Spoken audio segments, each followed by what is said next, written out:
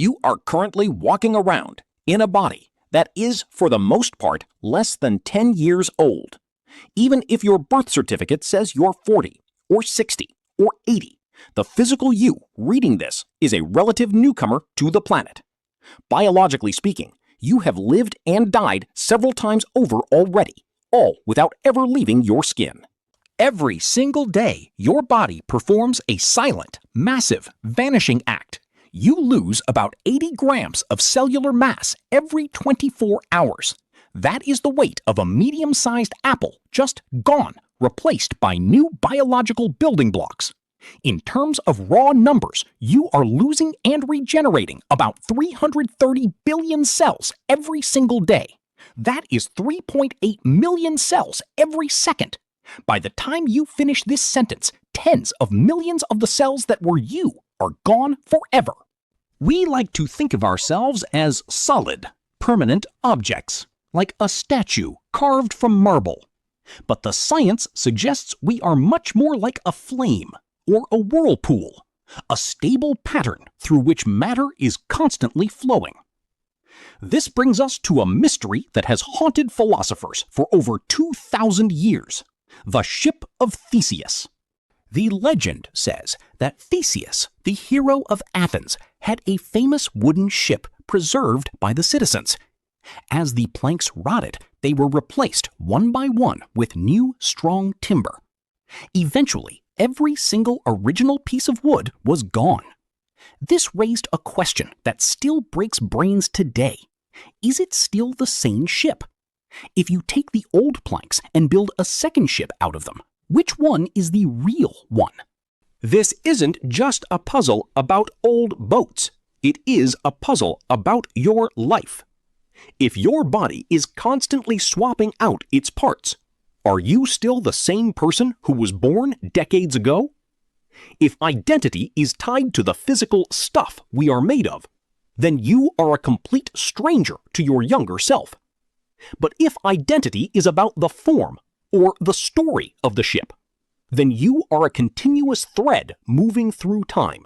For a long time, we didn't actually know how fast this was happening. We had guesses, but no proof. That changed because of the Cold War. Between 1955 and 1963, above-ground nuclear tests injected a massive pulse of radioactive carbon-14 into the atmosphere.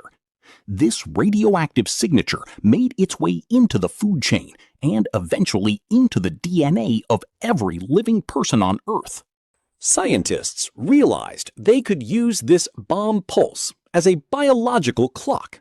Since DNA is generally only updated when a cell divides, the amount of carbon-14 in a tissue acts like a timestamp of the cell's birth date.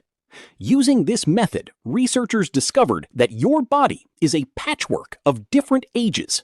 Think about your gut. The epithelial cells that line your stomach and intestines live a brutal life, exposed to acids and constant wear. They are replaced every 3 to 5 days. You effectively get a brand new stomach lining twice a week. Your skin, your body's saran wrap, is completely recycled about every 2 weeks. Your red blood cells are the long-haul truckers of your body, traveling nearly 1,000 miles through your veins before they are battered and bruised. They last about 120 days. Your liver, the master detoxifier, manages to renew itself every 300 to 500 days. Even your skeleton, which seems like the most permanent thing about you, is under constant renovation. Twin crews of cells, one that dissolves bone and one that builds it, completely remodel your entire frame about every 10 years.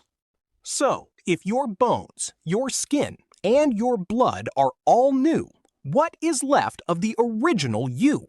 The answer is almost nothing, but the parts that do stay are the reason you remember who you are. There are a few elite, immortal cells that seem to endure from birth to death. The most famous are the neurons in your cerebral cortex. Most of the brain cells you were born with are the same ones you will die with. They don't renew, which is likely why you feel like a continuous person despite the biological chaos. The inner lens cells of your eyes are also part of this permanent club, forming in the embryo and staying with you forever. This creates a mind-blown reality. You are a biological paradox. You are a 10-year-old skeleton and a 2-week-old skin suit, being piloted by a brain that is as old as your birth date. But there is one more layer to this. If most of our body is constantly becoming younger, why do we age?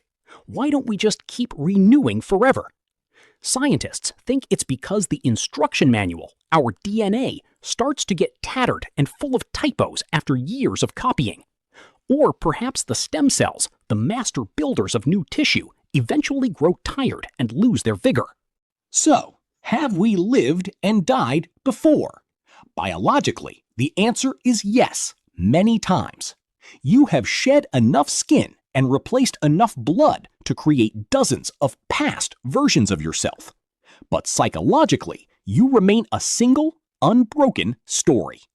Psychologist Dan McAdams calls this narrative identity. He argues that beginning in adolescence, we become historians of the self.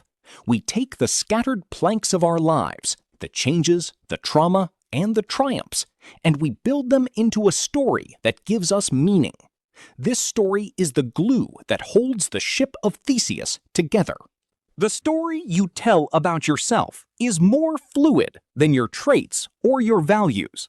It's a work in progress, constantly being edited and revised as you move forward in time.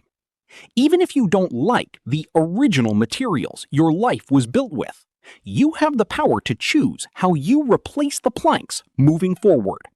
We are a living mystery.